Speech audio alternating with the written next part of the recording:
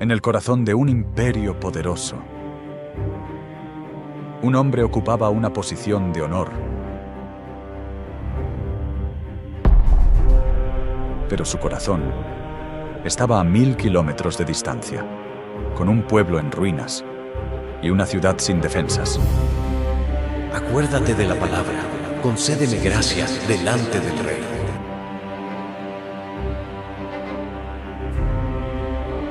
Un llamado.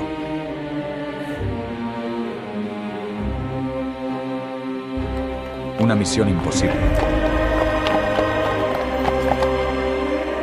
Venid y edifiquemos el muro de Jerusalén, y no estemos más en vergüenza. Un pueblo unido por un gran propósito.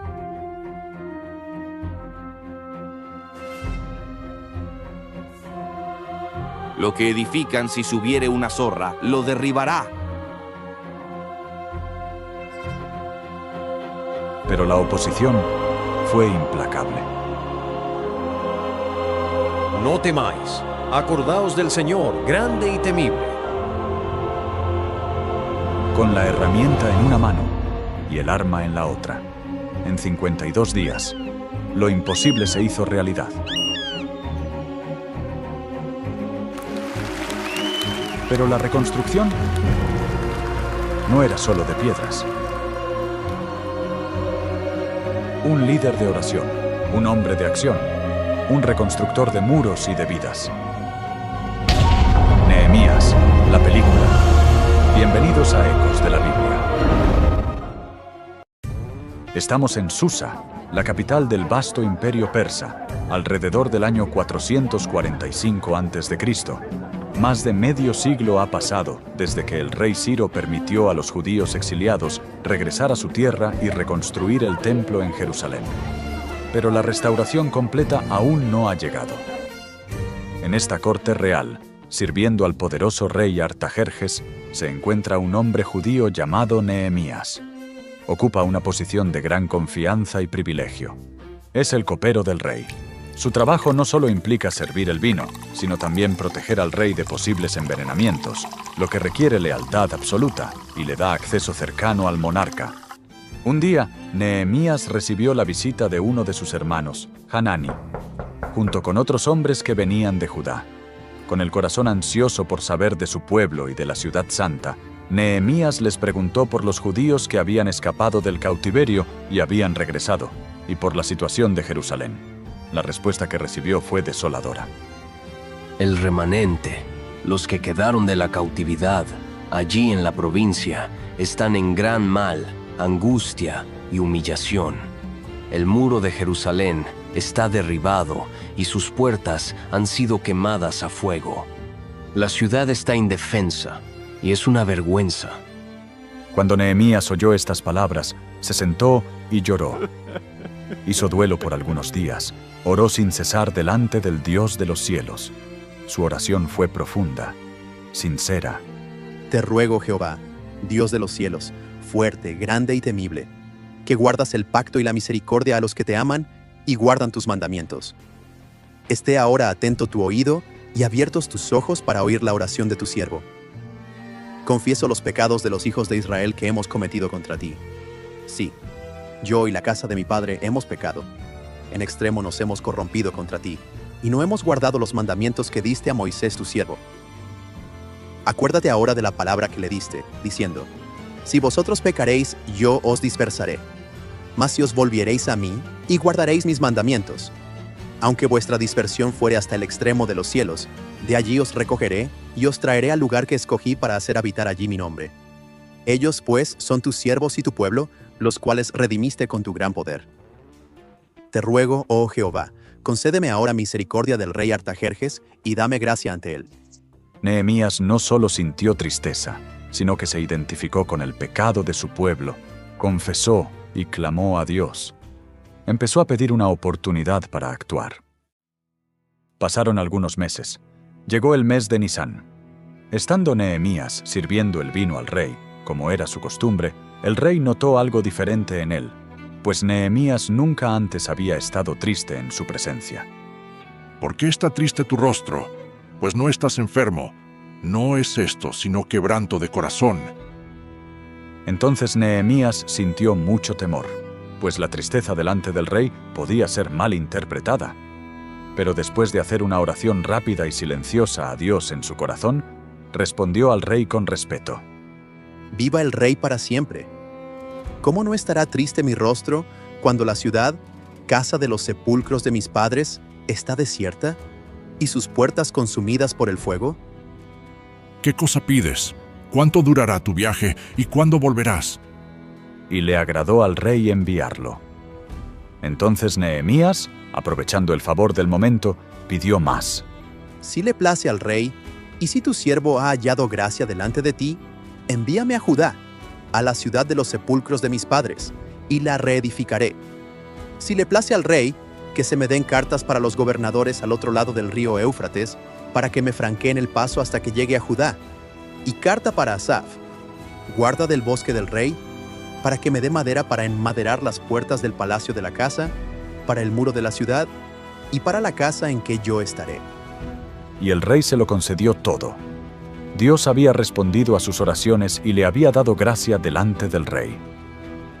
Así partió Nehemías de la corte persa, ya no solo como el copero del rey, sino como un enviado con una misión divina, con autorización real para reconstruir los muros de la ciudad de sus padres. El viaje sería largo, y los desafíos apenas comenzaban. Nehemías llegó a Jerusalén con las cartas del rey y el permiso para reconstruir, pero no actuó de inmediato.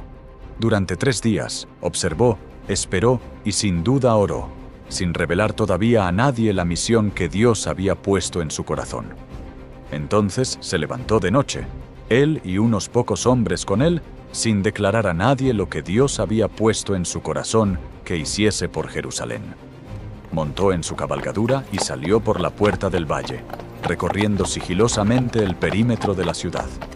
Examinó con cuidado los muros de Jerusalén que estaban derribados y sus puertas que habían sido consumidas por el fuego.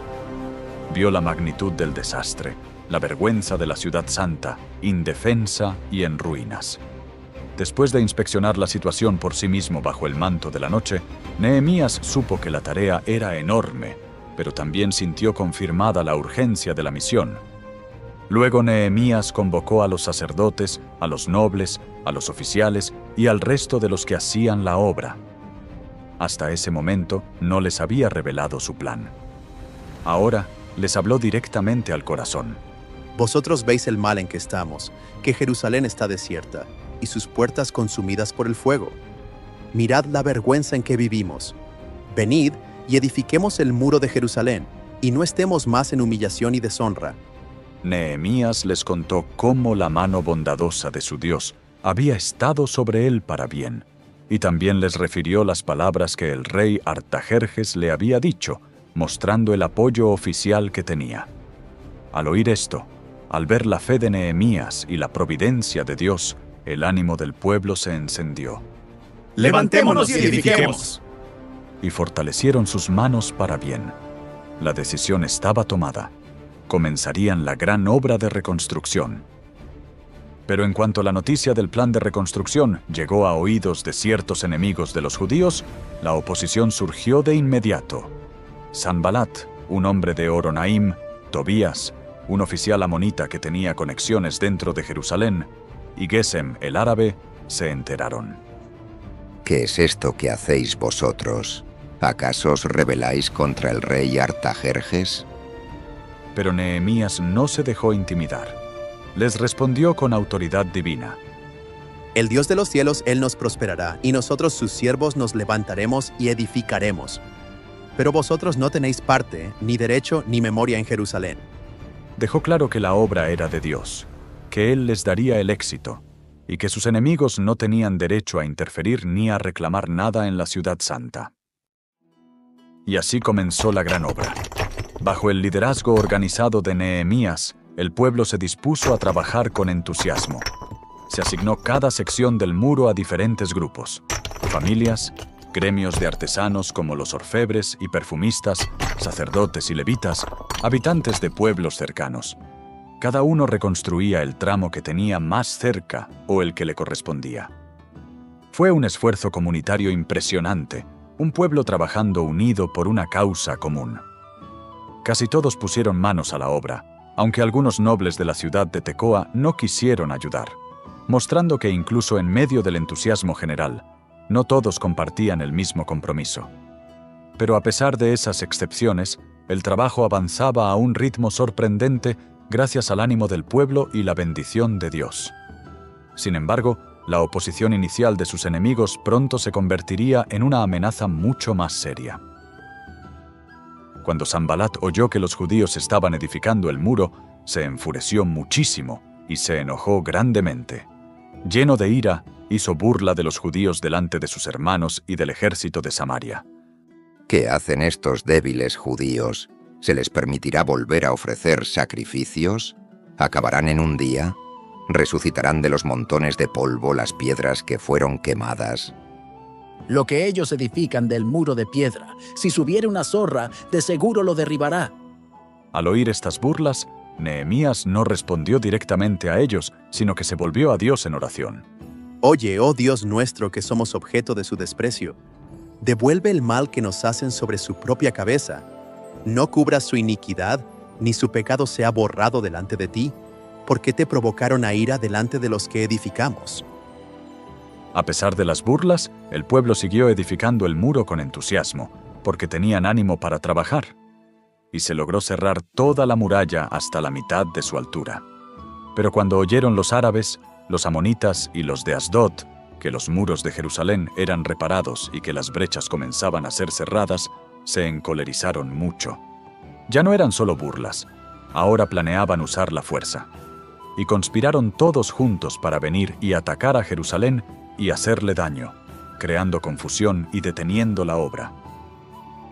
Al enterarse Nehemías de sus planes, una vez más recurrió primero a Dios. Pero la oración fue seguida de acción prudente. Montaron guardia contra ellos de día y de noche. Sin embargo, el trabajo era agotador y la amenaza constante empezó a desgastar el ánimo de la gente. Las fuerzas de los acarreadores se han debilitado y el escombro es mucho. No podemos edificar el muro. Nehemías vio el peligro y el desánimo. Inspeccionó todo y actuó rápidamente. Puso al pueblo por familias, con sus espadas, con sus lanzas y con sus arcos, en las partes más bajas del lugar, detrás del muro y en los sitios abiertos. No temáis delante de ellos. Acordaos del Señor, grande y temible, y pelead por vuestros hermanos, por vuestros hijos y por vuestras hijas, por vuestras mujeres y por vuestras casas. Cuando los enemigos oyeron que sus intenciones habían sido descubiertas y que Dios había frustrado su plan, desistieron del ataque directo. Y los judíos volvieron todos al muro, cada uno a su tarea. Pero desde aquel día, la forma de trabajar cambió. La mitad de los siervos de Nehemías trabajaba en la obra, y la otra mitad mantenía la guardia armada con lanzas, escudos, arcos y corazas. Los jefes estaban detrás de todo el pueblo de Judá que edificaba. Los que construían el muro, los que acarreaban y los que cargaban, con una mano trabajaban en la obra, y en la otra tenían la espada. Y los que edificaban, cada uno tenía su espada ceñida a sus lomos, y así edificaban. La obra es grande y extensa, y nosotros estamos apartados en el muro, lejos unos de otros. En el lugar donde oigáis el sonido de la trompeta, reuníos allí con nosotros. Nuestro Dios peleará por nosotros. Así trabajaban en la obra, y la mitad de ellos portaba lanzas desde la subida del alba hasta que salían las estrellas. También Nehemías ordenó que cada uno con su criado se quedase dentro de Jerusalén, para que de noche sirvieran de centinelas y de día estuvieran en la obra. Y ni él, ni sus hermanos, ni sus jóvenes, ni la gente de guardia que lo seguía, se quitaban su vestido. Cada uno se desnudaba solamente para bañarse. Vivían en un estado de alerta constante, trabajando y vigilando, confiando en Dios pero tomando todas las precauciones necesarias. Mientras los muros se levantaban gracias al esfuerzo unido del pueblo y la protección de Dios contra los enemigos externos, un problema grave comenzó a surgir desde adentro. Hubo un gran clamor del pueblo, tanto de los hombres como de sus mujeres, contra sus propios hermanos judíos, especialmente contra los más ricos, los nobles y los oficiales. Se oían diferentes quejas, todas nacidas de la necesidad y la desesperación. Nosotros, nuestros hijos y nuestras hijas, somos muchos. Por tanto, hemos tenido que empeñar nuestras posesiones para conseguir grano para comer y poder vivir. Hemos empeñado nuestras tierras, nuestras viñas y nuestras casas para comprar grano a causa del hambre. Hemos tenido que pedir dinero prestado sobre nuestras tierras y viñas para pagar el tributo al rey persa. Y aunque somos de la misma sangre que nuestros hermanos más ricos y nuestros hijos son como sus hijos, mirad, tenemos que entregar a nuestros hijos y a nuestras hijas como siervos para pagar las deudas, y algunas de nuestras hijas ya han sido esclavizadas. Y no podemos rescatarlos, porque nuestras tierras y viñas ahora pertenecen a otros, a nuestros propios hermanos. Estaban sufriendo no solo por la pobreza y los impuestos, sino por la explotación de sus propios compatriotas judíos, quienes les estaban cobrando intereses muy altos, algo que la ley de Dios prohibía entre hermanos, aprovechándose de su necesidad. Cuando Nehemías oyó su clamor y estas palabras, se enojó muchísimo. Era una injusticia terrible que ocurría en medio de un proyecto que requería unidad y la bendición de Dios. Exigís interés cada uno a vuestros hermanos. Lo que hacéis no es bueno.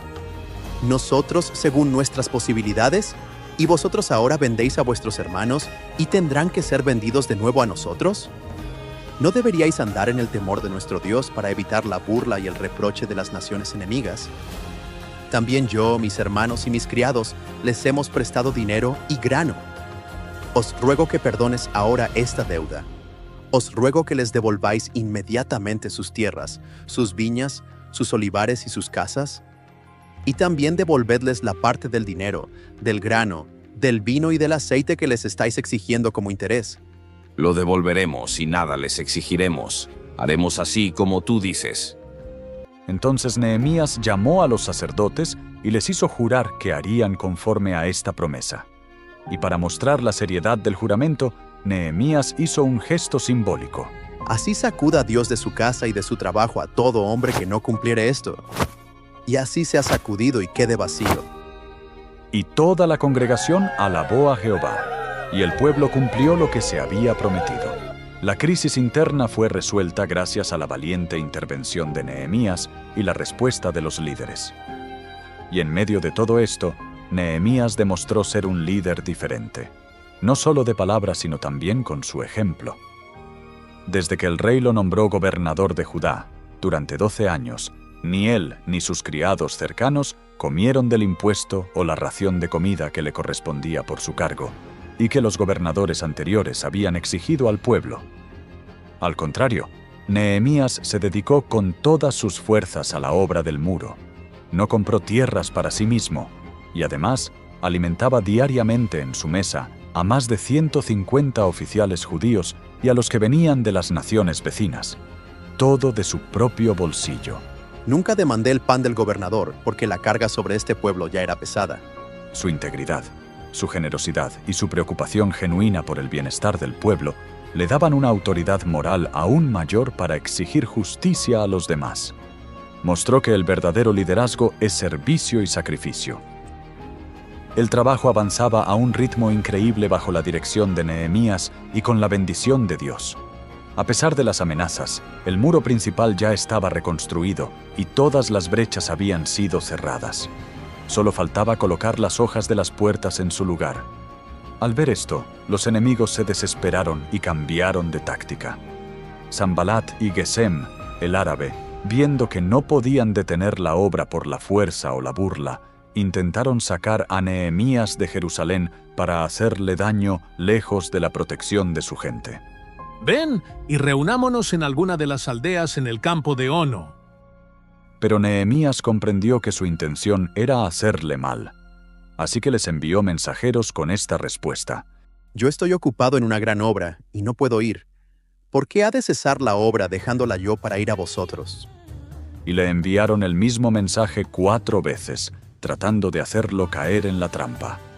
Pero las 4 veces, Nehemías les respondió de la misma manera, negándose a abandonar la obra y a exponerse al peligro. Entonces Sanbalat, viendo que el engaño no funcionaba, recurrió a la calumnia y la intimidación política. Envió a su criado por 5ª vez, pero esta vez con una carta abierta en su mano. En la carta estaban escritas acusaciones falsas y graves. Se ha oído entre las naciones, y Gesem lo dice, que tú y los judíos pensáis rebelaros, y que por eso edificas tú el muro, con la mira, según estas voces, de ser tú su rey, y que has puesto profetas que proclamen acerca de ti en Jerusalén, diciendo, hay rey en Judá. Y ahora serán oídas por el rey Artajerjes tales palabras. Ven, por tanto, y consultemos juntos. Era una táctica peligrosa. Acusarlo públicamente de traición contra el rey persa para asustarlo, detener la obra y quizás provocar una investigación real. No hay nada de lo que dices. Son invenciones de tu propio corazón. Porque Nehemías entendía que todos ellos intentaban atemorizarlos, pensando. Pero en lugar de acobardarse, Nehemías oró. Ahora pues, oh Dios, fortalece tú mis manos. Los enemigos recurrieron entonces a una trampa aún más sutil, la intimidación religiosa a través de un falso profeta. Nehemías fue a visitar a un hombre llamado Semaías, hijo de Delaía, quien estaba encerrado, fingiendo quizás una revelación divina o un peligro inminente. Semaías le dijo a Nehemías con falsa urgencia: Reunámonos en la casa de Dios, dentro del templo, y cerremos las puertas del templo, porque vienen para matarte. Sí, esta noche vendrán a matarte. El plan era astuto. Si Nehemías, por miedo, entraba y se encerraba en el lugar santo del templo, habría pecado contra la ley de Dios y habría demostrado cobardía, perdiendo así el respeto del pueblo y su autoridad moral. Un hombre como yo ha de huir, y quien que fuera como yo entraría al templo para salvar su vida. No entraré. Y Nehemías comprendió que Dios no había enviado a Semaías, sino que éste hablaba aquella profecía contra él, porque Tobías y Sanbalat lo habían sobornado para infundirle miedo y hacerlo pecar. A pesar de todos los intentos de los enemigos por detenerlos, burlas, amenazas de ataque, complots, engaños, calumnias, falsas profecías, la obra continuó sin cesar, impulsada por la fe del pueblo y la mano protectora de Dios. Y sucedió lo increíble. Fue terminado, el 25 del mes de Elul, en 52 días. En menos de 2 meses, desafiando toda expectativa y superando toda oposición, el muro de Jerusalén fue reconstruido. Un testimonio asombroso del liderazgo de Nehemías, la dedicación del pueblo y, sobre todo, el poder y la fidelidad de Dios. Y cuando lo oyeron todos nuestros enemigos, y lo vieron todas las naciones que estaban alrededor de nosotros, sintieron una gran humillación ante sus propios ojos, porque reconocieron que esta obra no podría haberse hecho sin la ayuda de nuestro Dios. Incluso los enemigos tuvieron que admitir que Dios estaba con su pueblo. Una vez que el muro estuvo terminado y la ciudad más segura, el pueblo sintió una necesidad profunda de dirección espiritual. Ya no bastaba con tener muros fuertes, necesitaban reconstruir su relación con Dios. Así que todo el pueblo se juntó como un solo hombre en la plaza, y le pidieron a Esdras, el escriba, un sacerdote que había llegado a Jerusalén unos años antes que Nehemías y era un experto dedicado al estudio y la enseñanza de la ley de Moisés, que trajera el libro de la ley que Jehová había dado a Israel. Y Esdras el escriba se puso sobre un púlpito de madera. Abrió el libro a ojos de todo el pueblo, porque estaba más alto que todos. Y cuando lo abrió, todo el pueblo estuvo atento. Bendijo entonces Esdras a Jehová, Dios grande. Y todo el pueblo respondió, alzando sus manos, y adoraron a Jehová desde el alba hasta el mediodía, delante de los hombres y mujeres y de todos los que podían entender. Y los oídos de todo el pueblo estaban atentos al libro de la ley. Y los levitas ayudaban al pueblo a entender la ley, mientras el pueblo estaba en su lugar. Leían en el libro de la ley de Dios, aclarando e interpretando el sentido, de modo que todos comprendieran la lectura. Al oír las palabras de la ley, el pueblo comenzó a llorar. La palabra de Dios penetró sus corazones y se dieron cuenta de su pecado y de su infidelidad pasada. Hubo un gran quebrantamiento y arrepentimiento en la asamblea, pero Nehemías, que era el gobernador, y el sacerdote y escriba Esdras y los levitas que hacían entender al pueblo, les dijeron a todos: Día santo es a Jehová nuestro Dios. No os entristezcáis ni lloréis.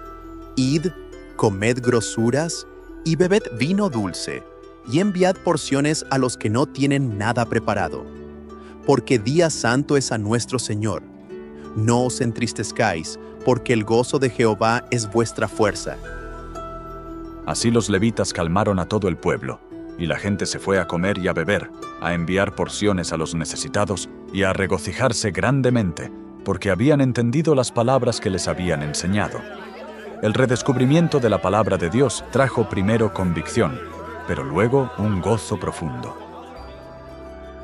Al día siguiente, los jefes de familia, los sacerdotes y levitas se reunieron con Esdras para profundizar en las palabras de la ley.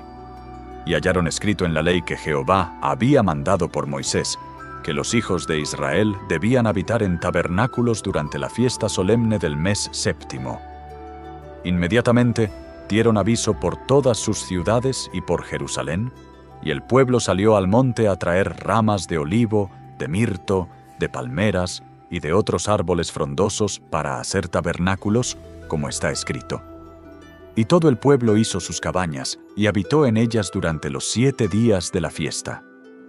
Habitaron en las enramadas sobre sus techos, en sus patios, en los atrios de la casa de Dios y en las plazas.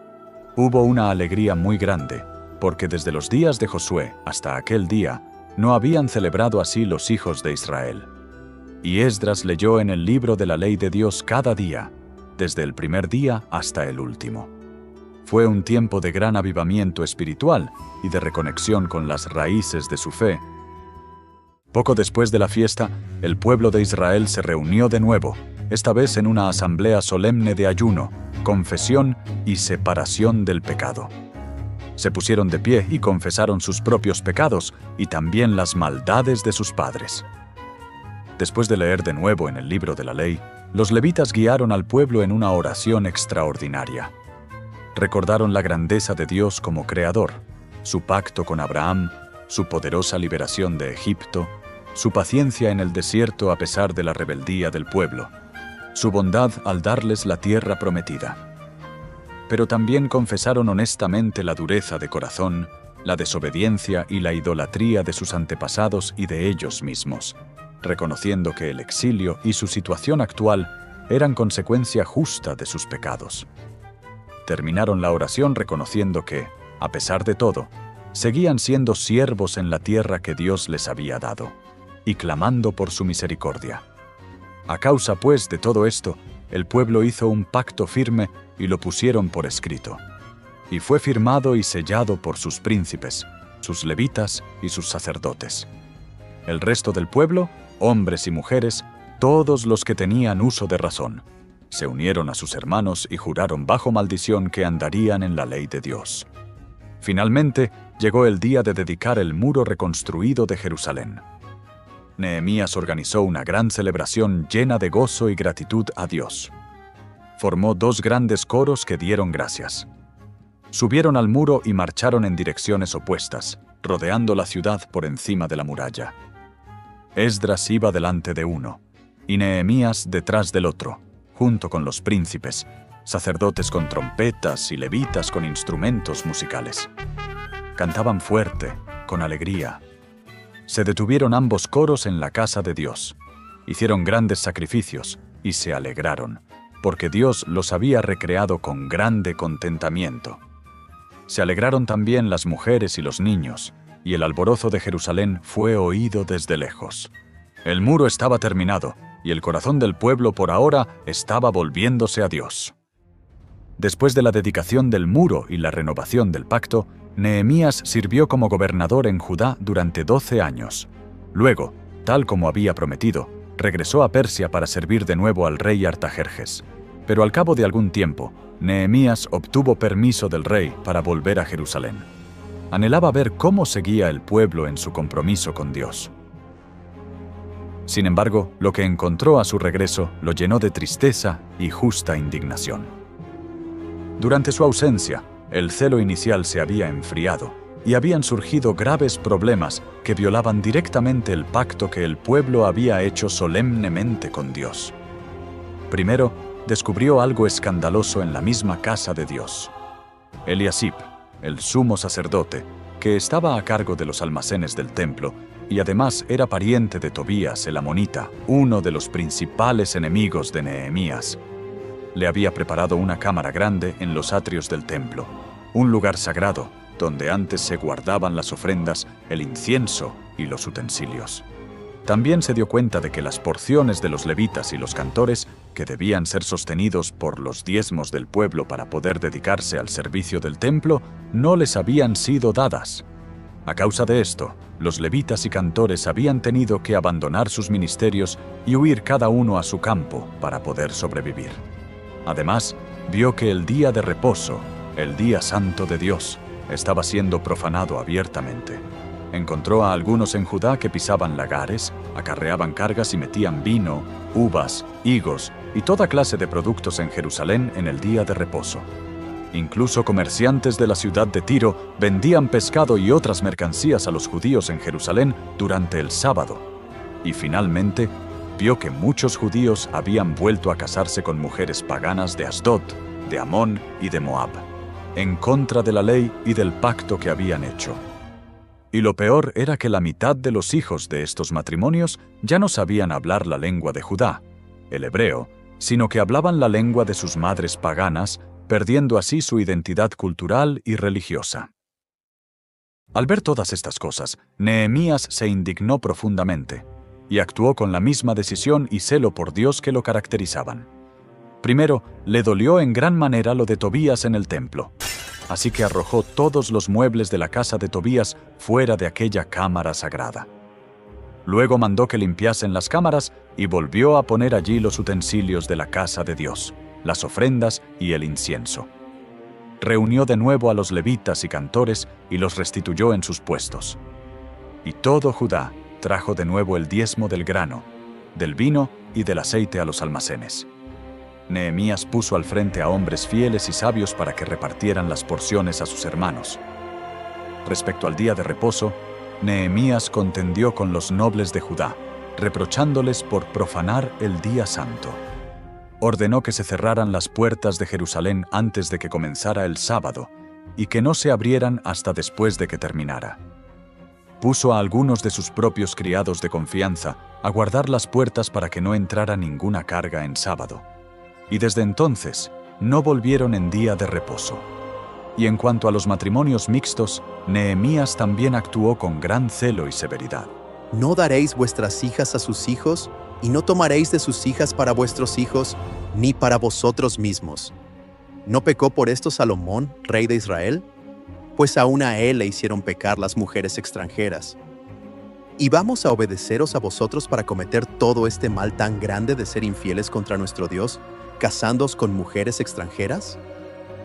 Incluso echó de su presencia a un nieto del sumo sacerdote Eliasib, que se había casado con la hija de Sanbalat Horonita, el viejo enemigo. Nehemías limpió al pueblo de todo extranjero y restableció el orden sacerdotal y levítico. A lo largo de todo su servicio, Nehemías mantuvo una conversación constante con Dios.